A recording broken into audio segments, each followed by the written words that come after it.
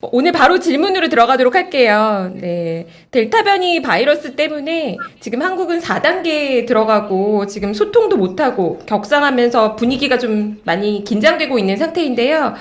미국 프로야구를 보면 관중들이 마스크도 안 쓰고 보시더라고요.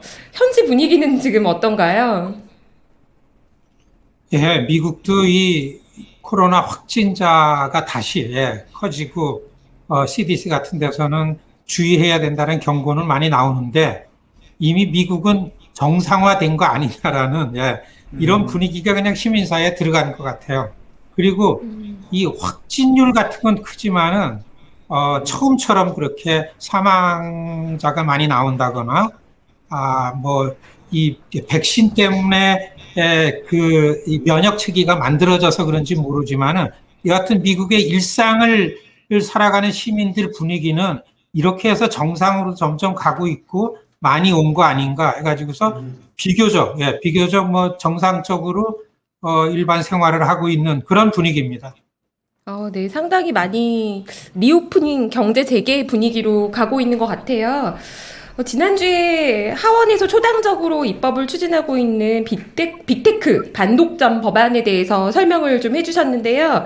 9일에 바이든 대통령이 행정명령에 서명을 했어요. 어떤 내용인가요?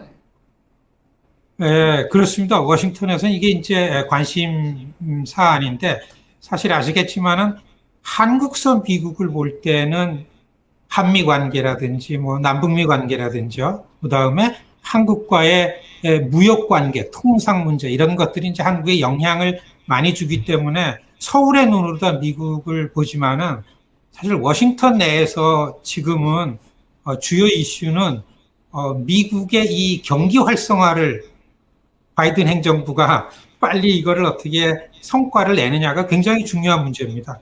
공화당은 이미 뭐 내년 선거 준비로 지금 치닫고 있는데 하도 이 의회에서 합의가 안 되니까 그 백악관이 좀 초조한 거죠. 그래서 대개 같은 사안이라도 입법을 통해야만 집행이 될 수 있는 일들이 있고 시민사회 아니면은 법제화가 아니더라도 대통령 권한으로다가 집행할 수 있는 이런 그 정책들이 있습니다. 그래서 대개 보면은 워싱턴 작동 방식이 행정부와 의회가 미리 의논하고 조율해 가지고서 일들을 같이 추진해 나가는데 이전 권력도 그랬고 지금 행정부도 의회 백악관이 뭐 전혀 소통이 잘 안 되기 때문에 이그 어떤 성과를 내기가 어려운데 이번에는 지난번에 말씀드렸듯이 이 빅테크 반독점 이 법안을 만들어내는 게 거의 좀 놀랄 정도로 다 초당적으로 꽤 빨리 전격적으로 하원 법사위원회에서 통과가 됐어요. 그것도 서로 사이가 안 좋은 극과 극 지점에 있는 의원들끼리. 그러니까 이거를 보면은 이 부분이 법제화가 빨리 돼야만 분위기도 그렇고 바이든 정부가 정상적인 의정 활동을 한다라는 게 시민사회에 더 알려질 텐데 백악관도 초조하죠. 그래서 이게 의회에서 초당적으로 분위기가 만들어지고 상임위원회에서 통과되는 거 보고서 바로 준비해놨던 대통령 행정명령을 발표했습니다. 대개 행정명령은 아주 디테일한 곳에 금방 시행될 것들, 급한 것들이 명령으로 되는데 이번 지난 9일 날이죠. 9일 날 오후에 경제위원장, 국가경제위원장과 법무부 장관하고서 특히 지금 이 빅테크들에 아주 관심이 쏠려 있는 이 아마존 킬러라고 불리는 리나칸이라는 30대 파키스탄의 그 공정거래위원장이죠. 우리말로 하면. 거래위원장을 옆에 두고서 대통령이 대통령 명령에 사인하는 그 사진이 전 세계에 가장 뉴스거리였었습니다. 이번 특징이 대개는 ABC를 지적해서 즉시 집행할 거를 백악관에서 명령하는 게 대통령 명령인데 이번에는 한 12개 정도의 미국 행정기관, 연방기관들에게 지침을 좀 알려주는 행정명령을 했습니다. 이러이러한 부분에서 미국 소비자들에게 체감할 수 있는 일들이 빨리 시행될 수 있도록 빅테크 반독점 법안이 통과돼서 그게 안 되더라도 빨리 집행을 할 수 있는 것들을 행정부 기관에서 알아서 이런 지침을 줬습니다. 시행하라고. 그게 노동시장을 겨냥한 부분이 있고, 의료 보건 문제, 그 다음에 농축업. 이건 뭐 보이죠? 농업, 축산업 지역구를 갖고 있는 의원들이 초당적으로 매일 백악관 찾아다니면서 만들어낸 부분이고, 그 다음에 지금 기술 기업 관련한 부분들, 이런 것들에 대해서 이러이렇게 시행이 될 수 있도록 정부기관들이 알아서 규칙을 만들어서 시행해라. 라는 게 좀 다른 거하고 좀 다릅니다. 이미 내용은 많이 들어갔는데 워싱턴에서 좀 도움을 드릴 수 있는 말은, 그런 내용은 이게 어떠한 배경에서 지금 추진이 되고 있는가라는 게 중요합니다. 아시겠지만은 지금 이제 우리 다음에 그 얘기가 나올 수도 있겠는데, 중국 관련하는데요. 중국이 미국을 만만하게 보는 이유가 2008년 금융 대란하고, 그 다음에 트럼프 정부를 보면서 미국 별거 아니다, 이렇게 중국이 본다라는 게 미국의 여론입니다. 2008년 오바마 대통령이 미국의 금융 부분이 거의 그냥 망해버렸을 때에 그러한 반작용으로 최초의 흑인 대통령이 들어오면서 사실 미국 경제를 시민 중심, 소비자 중심, 흑인 대통령답게 개혁을 성공하지 못했습니다. 큰 틀에서는 통합시키고 시민들을 위해서 월스트리트이 아니라 메인스트리트 중심으로 개혁을 한다 그랬는데, 결론은 기업 중심의 경제를 살리고 말았어요. 여기에 이 부분에 너무 분노하고 이 부분에 대해서 너무 삐져 있는 진보적인 학자, 소비자 중심의 빈곤 문제에 꽂혀 있던 이런 경제 오피니언 리더들이 아주 오랫동안 준비해왔죠. 그런 인텔리들이 지금 미국 권력 어느 뒤에 있나 하면 큰 틀에서는 버니 샌더스 중심의 경제 개혁 파들로 있고, 더 집중해서 보면 리사 워렌 쪽에 가 있습니다. 여러분 아시겠지만 지금 그 디나 칸이라는 30대의 이 공정거래위원장은 워렌을 쫓아다니면서 그 캠프에 있던 분입니다. 지난 그 바이든 대통령이 이 행정명령을 서명을 하면서 모두 발언을 할 때에 밥 보크라는 미국의 아주 보수주의 경제학자면서 그 법률 전문가 이름을 언급했어요. 닉슨 대통령 때 법무부 장관이었습니다.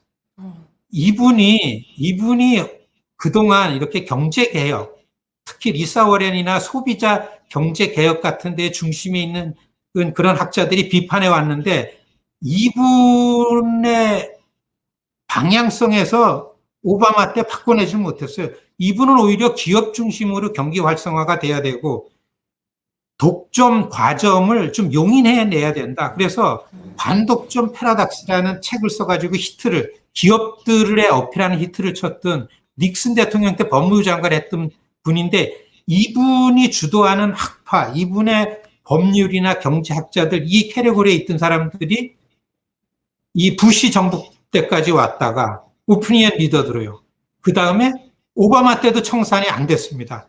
이거에 반기를 드는 학파들이 있었습니다. 그러니까 바이든 대통령이 지난주 9일날 행정명령 내리면서 더 이상 바포크라는 학자가 얘기했던, 이랬던 이 거대 기업들 중심의 경제가 돼서는 미국이 살 수가 없다. 이 부분을 언급하는 이유가 그럽니다.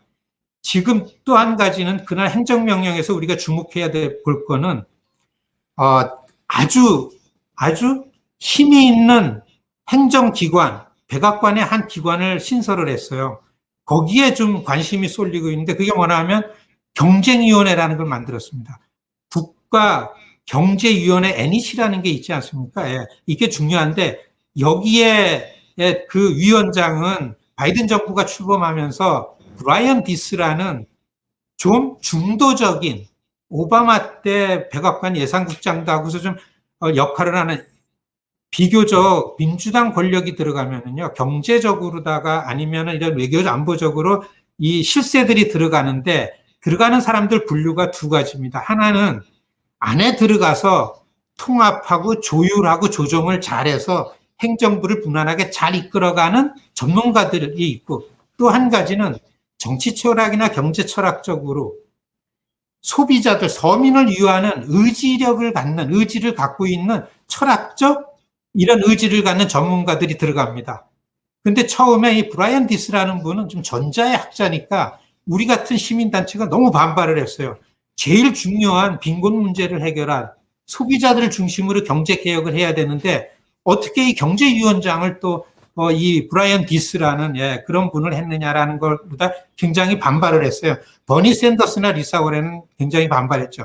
그거에 대응해가지고 그러면 구체적으로 정책을 만들고 이거를 주도할 아주 실무자들은 리사 워렌이나 버니 샌더스 쪽에 있던 개혁 경제학자들을 임명한 게 리나 칸이나 그 팀 우라는 그 경쟁위원회 대통령 특별 고문으로다가 임명이 된 두 분 다 콜롬비아 대학 교수입니다. 사실 빅테크가 이 두 분 때문에 지금 긴장을 하고 이 두 분을 로비를 하려면은 어떻게 접근을 해야 되냐라는 게 지금 워싱턴 DC의 K 스트릿의 이 로비스트들의 그 국리입니다. 지금 워싱턴 DC에는 이런 분위기로 지난 그 9일날 이 대통령 행정명령을 대통령이 서명을 했죠. 이게 굉장히 구체적으로 시행이 될 거라고 봅니다. 그래서 저도 이 내용 중에서 뉴스를 접한 시민들이 가장 환호하는 건 뭐냐 하면 미국은 애플의 아이폰을 많이 씁니다. 저도 아이폰을 쓰는데 아이폰이 고장이 나거나 무슨 문제가 생기면 굉장히 화딱지가 났습니다. 애플사가 지정하는 아이폰을 만드는 제조사가 만드는 부품 같은 거를 공급받는 데서만 이거를 터치를 할 수가 있었어요. 그리고 이거를 수리하거나 이렇게 하려면은 너무나 비용도 비싸고 너무 했는데 이 부분에 대해 가지고서 이 규제를, 이 제한을 만듭니다. 제조사의 정품을 그렇게 지정한 지점에, 대리점에만 주지 말고 다른 일반 수리 업체에도 소비자들에게 수리를 할 수 있도록 해나갈게 해라라는 이 뉴스에 제일 소비자들이 환호를 하고 그거에 대한 댓글들이 이거의 행정명령에 대해서 제일 많은 거죠. 당장에 소비자들이 여기에 환호를 하는 거죠. 사실 행정명령을 발표를 하면서 바이든 대통령은 이번 이 행정명령은 자본주의 사회 경쟁을 촉진시키는 소비자 중심의 경기 회복을 위한 경쟁 촉진 법안이다라는 것을 아주 명확하게 모두 발언을 하면서 경쟁이 없는 자본주의는 자본주의가 아니다. 이 뉴스에 많이 나갔잖아요. 이렇기 때문에 지금 이 지난주에 대통령 행정명령에 대한 취지와 지금 포커스는 그렇습니다. 그리고 의료 보건에 또 소비자들한테 눈길이 가는 거는 미국의 약값이 되게 비쌉니다. 어떤 약값이 비싸나 하면은 아무 약이나 미국에서는 못 사잖아요. 의사 처방을 받아야 사는 처방약이 굉장히 사기 힘들고 비싸요. 그리고 처방약을 손에 들으려면은 의사의 처방을 받아야 되니까 병원을 가야 됩니다. 일반 서민들은 접근하기가 너무 어려워요. 아직까지 의료보험에 근접하지 못한 서민이 다수기 때문에. 그럴 땐 이번 이 행정명령에는 약값을 내리는 조치를 취했어요. 약값이 가장 싸고 미국이랑 가장 소통이 빨리 할 수 있는 나라는 캐나다입니다. 그래서 처방 약값을 내리기 위한 조치로 캐나다에서 약값 인하를 위한 캐나다에서 약품을 수입하는 폭을 엄청나게 완화시키는 조치를 이번에 나온 게 일반 서민들에게 가장 환호하는 이런 문제죠.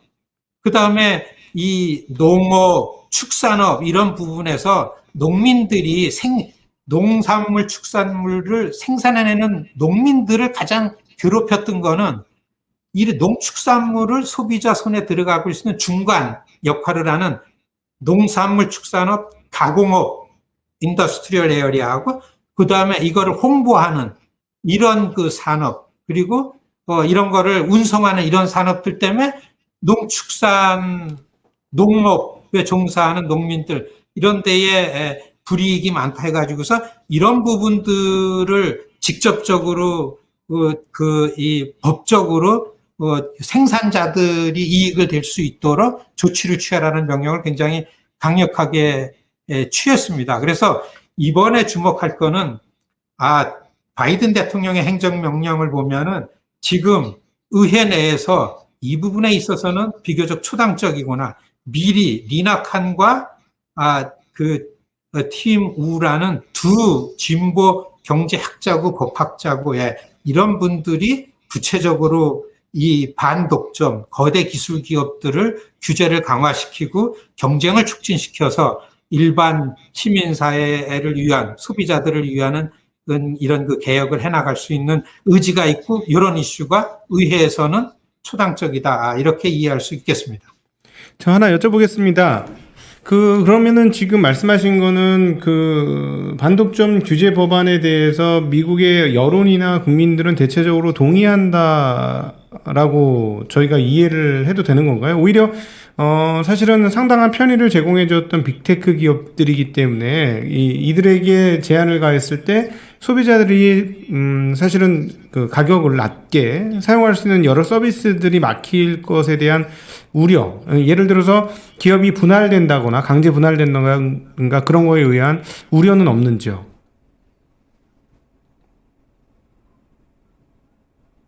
근래의 분위기와 논의 과정이라든지 핵심 내용들이 중심이었었습니다. 미국의 일반 여론은 일반 또 많은 이런 그 경쟁 법안을 통해서 빅테크들의 이런 지배 구조를 좀 이완시키고 해체하려는 거를 내심 반기지만은 별로 크게 효과가 있겠느냐라고 하는, 왜냐하면 이미 소비자들의 소비 심리를 빅테크라는 이 소비자들의 마음을 사로잡은 부분 때문에 이게 가능하겠는가. 그리고 당장에 이것이 시행이 되면은 어떻게 보면 소비자들에게 불리한 부분들부터 체감될 수 있는 부분이 많기 때문에 여론은 지금 오히려 여론은 이 법안에 대해서 회의적으로 갖고 있는 여론이 많다라는 게 더 많다고 보는 게 맞습니다. 그래서 이 부분 때문에 빅테크 기업들의 로비는 지금 이런 조치가 오지만은 권력이 안정이 되면 우리 로비가 통하지 않겠는가. 이렇기 때문에 이 찬반의 그 여론은 좀 팽팽하다. 이렇게 보는 게 일반 여론이고서요. 제가 말씀드린 거는 이거를 추진하려는 권력과 워싱턴 이너서클의 이 그 전략이나 분위기가 이렇다는 거죠. 네. 그리고 사실은 이번 주에 저희 쪽에서는 가장 충격적으로 받았던 뉴스 중에 하나가 바로 디디 추싱 관련 뉴스입니다. 그러니까 온라인 보안법에 의해서 디디 추싱이 신규 가입을 못 받게 됐고, 향후에 이제 중국에서는 100만 명 이상의 회원을 가진 사람이 외국 쪽으로 상장하는 게 거의 막히는 그런 분위기인데요. 미국에서는 이거 어떻게 보고 있는지 좀 궁금합니다. 당연히 워싱턴에서 민감한 반응을 보였어요. 특히 상하원 뱅킹 커미티, 그러니까 은행감독위원회에 속해 있는 의원들은 주말에 계속 며칠 동안 주요 뉴스 채널에 나와서 의견을 하는데, 사실은 워싱턴 중심의 그 포커스는,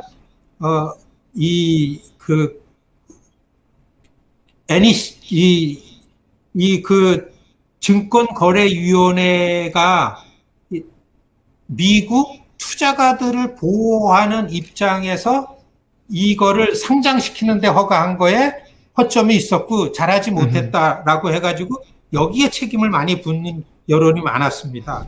왜냐하면은 이 디디충 씨가 이전부터 중국 당국이 미국에다가 상장할 거를 하라는 그런 오더를 계속 받고 있다라는 정보를 알고 있었으면서도 이거를 증시를 허락한 거는 미국 투자가들한테 이게 지금 큰 피해를 봤다라는 이런 책임을 묻는 분위기가 굉장히 큰 거죠. 그런데 이게 더더욱 지금 미국이 이 오피니언 리더들의 초점을 받고 있는 거는 사실 미국 일반인들, 이 미국의 시민들은 이미 중국과 미국의 관계는 뭐 권력이나 정치 체제가 달라서 긴장이 되는 부분 말고 중국과 미국의 이 경제라든지 무역의 이 거래 양이나 이런 걸 봐가지고는 이미 중국의 영향이 미국에 너무나 크기 때문에 이 증권이라든지 투자를 교환하는 거에서는 더욱더 그렇기 때문에 이걸 말릴 수 없고, 그렇기 때문에 이걸 어떻게 그 중국 기업이 미국에 상장을 시켜가지고 나오는 거는 잠깐 동안에 일어난 일이지 않느냐. 이것이 좀 봉합되고서 안정되지 않겠냐. 여론도 한쪽에 있기는 합니다만 여하튼 간에 지금 중국 당국이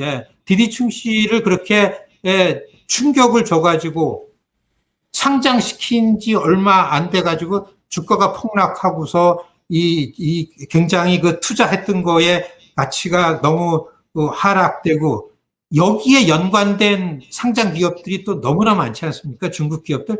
여기에 다 영향을 줘서 중국이 빠른 성장을 하기 때문에 중국 주를 투자했던 미국 투자가들이 엄청나게 손해를 본 거죠. 정치인들은 여기에 대한 책임이 있는 거니까 여기에 대한 책임을 묻는 게 당연한 거죠.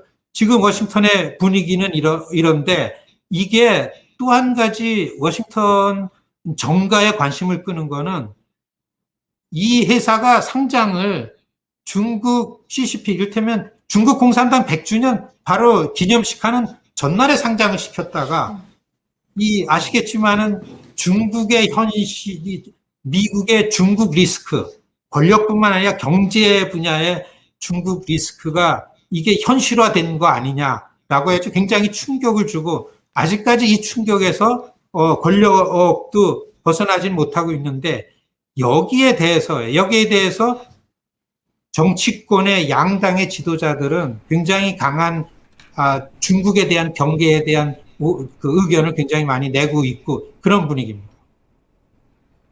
네, 그 미국에 상장된 중국 기업들이 한 250개쯤 되는 걸로 알고 있는데요. 이렇게 되면은 이제 중국에서 더 이상 미국으로 상장하는 거를 점점 더 금하게 되고, 이미 상장돼 있는 주식들도 또 주가가 한 번 더 타격받을 수 있는 리스크 요인도 충분히 있어 보이는데, 이렇게 되면 결국에는 미국의 월스트리트이 더 타격을 받는 거는 아니냐, 요런 생각도 드는데요. 사실 중국에 대한 지금 이제 경제적인 측면에 통상에 있어서도 현실화됐다라고 하는 게 여론이 생겼는데 중국에 대해서는 전국적이고 권력뿐만 아니라 일반 정서가 반중국 정서가 팽배돼 있죠. 그렇기 때문에 이 디시전 메이커, 이 정책 결정자들, 특히 통상 관련한 데서도 이 권력의 논의가 어떻게 되냐라는 데에 굉장히 이 관심이 쏠려 있습니다. 중국의 반중국 정서 때문에 그리고 중국에 대해서 무조건 일방적으로 반중국 일변도로 가는 거가 미국 일반 사회를 굉장히 불안정하는 부분이 굉장히 많습니다. 바이든 정부의 정책을 만들어내고 지금까지 주도하고 있는 아주 진보적인 정치권 부분에서는 목소리를 다르게 내고 있습니다. 이 쿼드라든지 아주 진보 의원들 모임에서는 중국과 협력해야 된다. 그리고 중국과 특히 군비 경쟁, 서로 체제 경쟁을 해서는 미국의 이익이 없다. 중국이랑 똑같이 돼버리는 거다. 라는 목소리도 있었고 이것도 같은 비율로 확대되고 있습니다. 그리고 아시겠지만은 이 아시안계 정치인들은 거의 다 한 목소리로 이런 얘기를 하고 있는 거죠.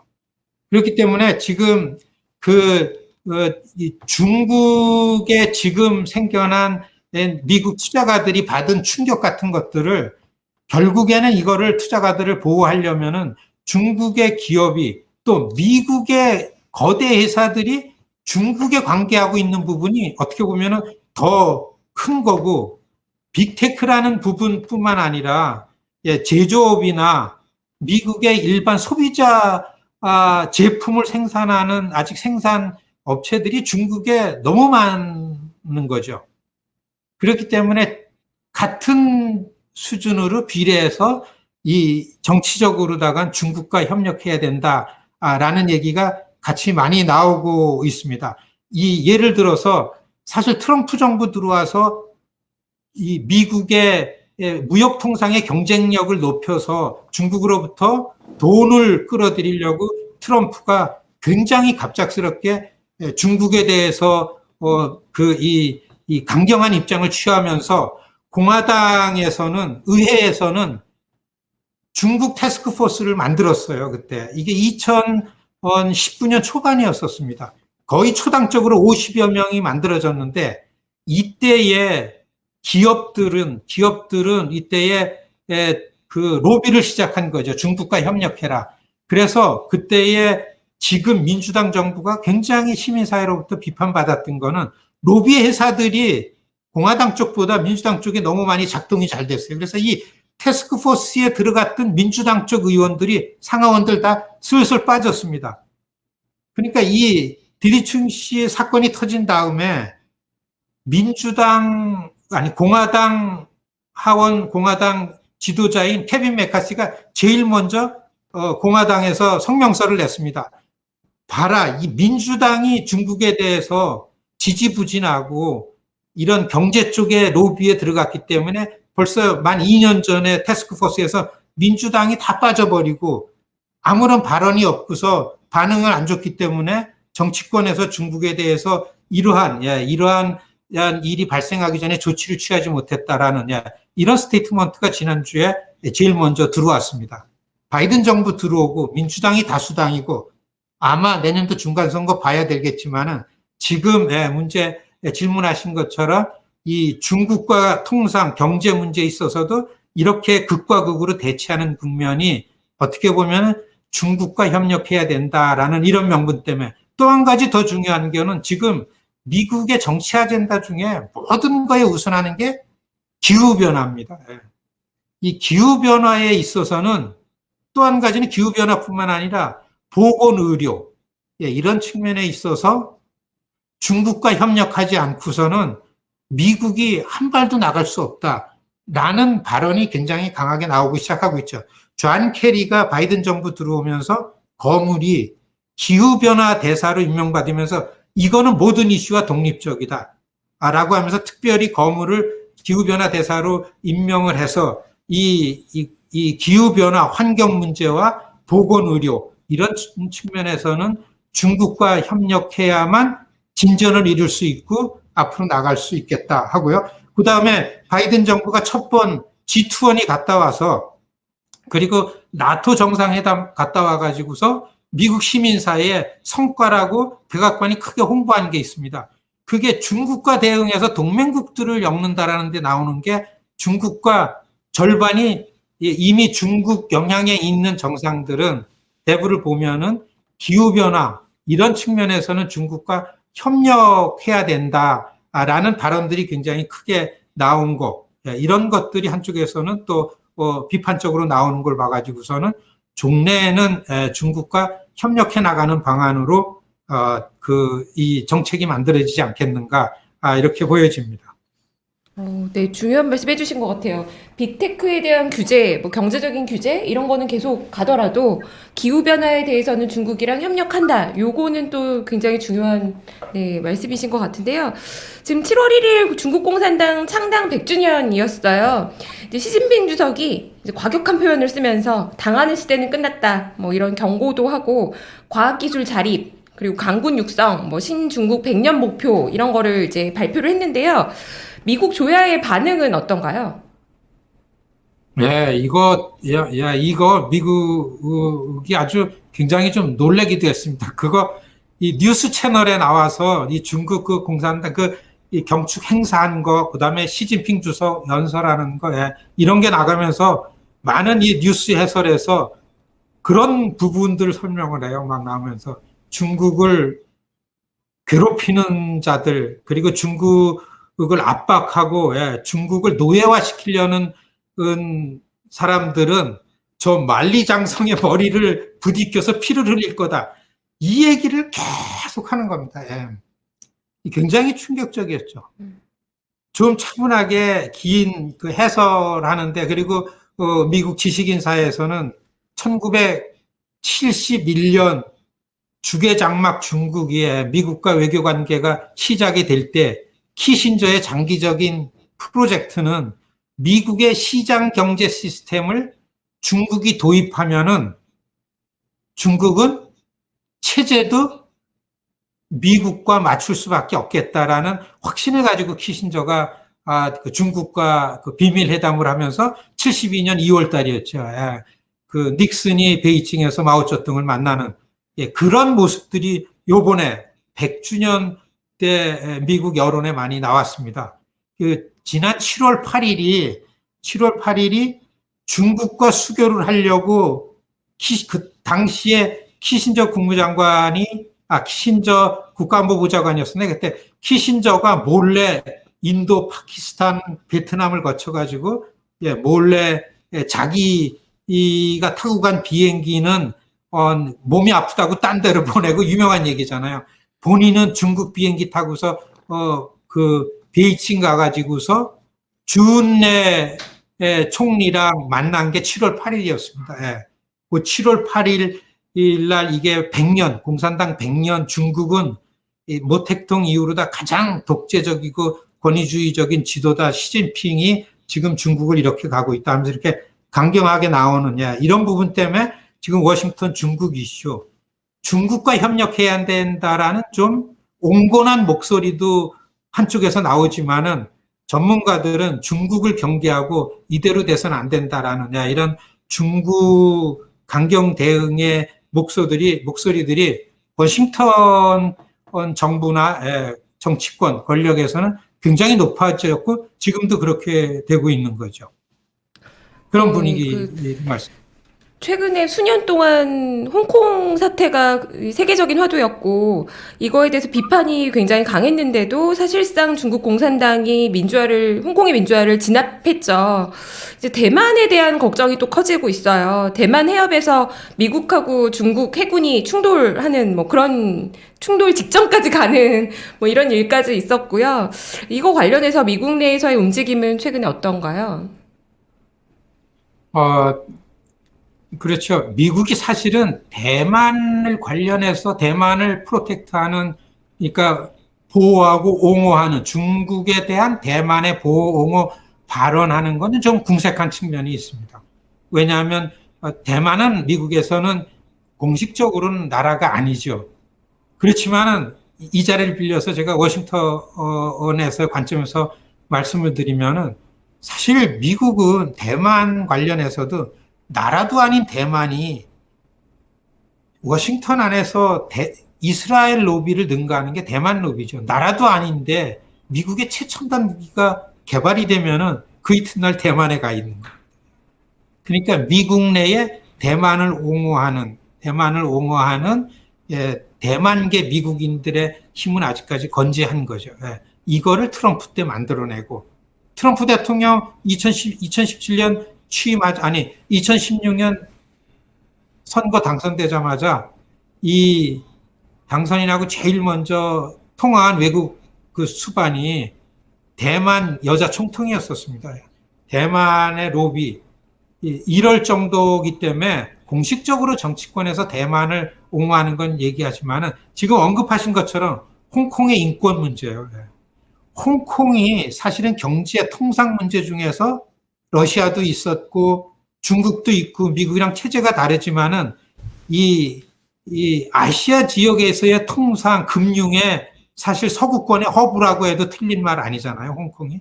근데 이제는 중국 공산당 휘하로 넘어가면서 홍콩이 이제 쇠락하고 있는 겁니다.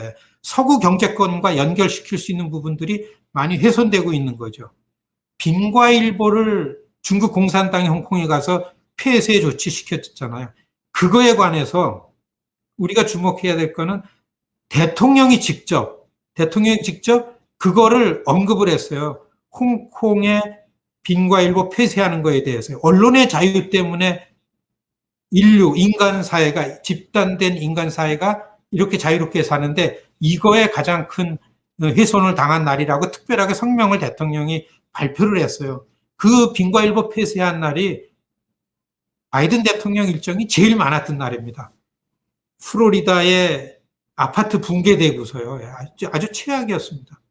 이런 문제가 많아가지고 일정이 제일 많은데도 불구하고 빈과일보 폐쇄에 대해서 특별히 시간 내서 대통령이 특별히 거기서 언급된 거는 지금 의회가 지금 예산의회 때문에 시간이 없지, 지난번에도 말씀드렸던 것처럼 이제 오픈되면은요, 워싱턴에서 가장 크게 발언돼지고 분위기에 휩싸이는 거는 홍콩과 미얀마의 인권 문제입니다. 정치인들이 가장 씩씩하게 용기 있게 얘기할 수 있는 거는 인권의 문제, 환경의 문제죠. 곁들여서 지난번에 한국에서도 정치권의 얘기가 됐는데 이 한국 정부의 대북전단 살포 금지법이라는 게 한국 시민사회 언론의 자유를 침해한다라는 거를 한국의 우파가 미국 의회에 와가지고서 로비를 해가지고 미국 그 렌토스 인권위에다 청문회 해달라고 요청한 거를 그냥 미국 시민이 로비를 하니까 그거를 렌토스 위원회에서 받아내서 한다 그랬다가 한미 관계에 굉장히 큰 뉴스거리가 된 적이 있습니다.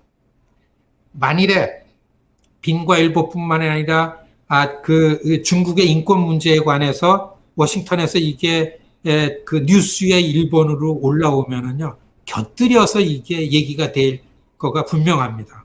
그래서 이 홍콩 인권 문제뿐만 아니라 그 신장 위구르라든지요, 그다음에 미얀마 이 중국의 영향권이 가 있는 여기에서는 제3세계 별로 효과도 없는 백신을 제3세계에다 공급을 쉽게 해주면서 중국의 국제사회 제3세계 영향력이 확대된 거를 디테일하게 조사해서 국무부는 우리한테서 보고해라.